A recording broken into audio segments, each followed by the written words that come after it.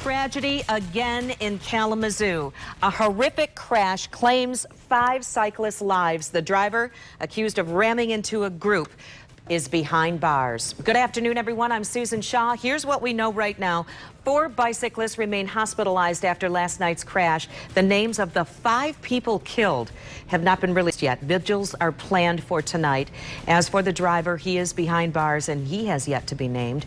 Our team coverage begins right now with 24-hour News 8's Joe LaFurgey. He's live at the scene where this all happened. Joe? Yes, good afternoon, Sue. We are on North Westnedge here in Cooper Township, and I want to show you what's happened since this accident. As you can see, the memorials have started to appear. A large cross has been placed on the side of the road, and you can also see some of the flowers placed at the base of that cross. And we've witnessed other cyclists and other motorists and walkers coming along here throughout the morning, placing flowers and different memorials in different places. I want to show you to the road that these cyclists were on last night. This happened just before 6:30, just after 6:30. You're looking at Westnedge Avenue, North Westnedge.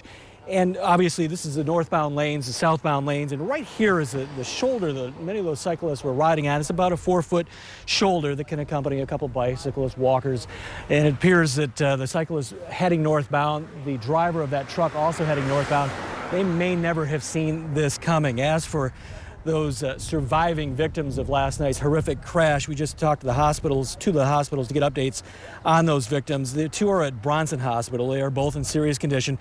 At Borges Hospital, 1 survivor is in critical condition, another is in fair condition. The names of the 5 victims who died are expected to be released later today.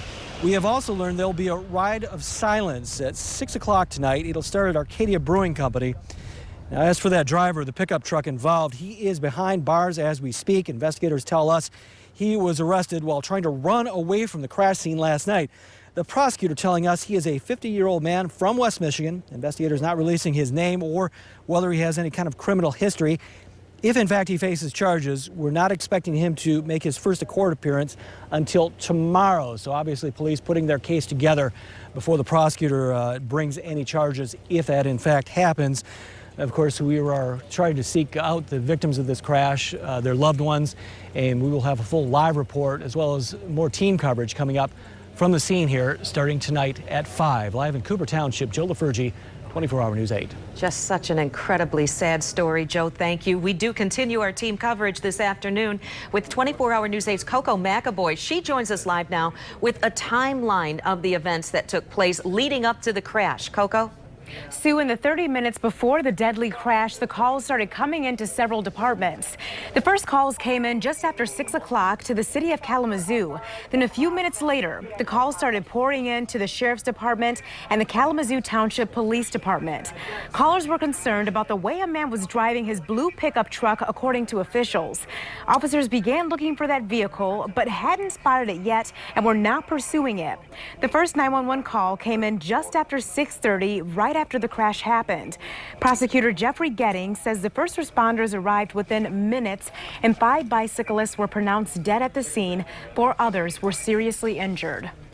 We'll, of course, keep track of every development in this story and bring you updates tonight at 5 and 6. Back to you. Okay, our team coverage on that story continues. Coco, thank you.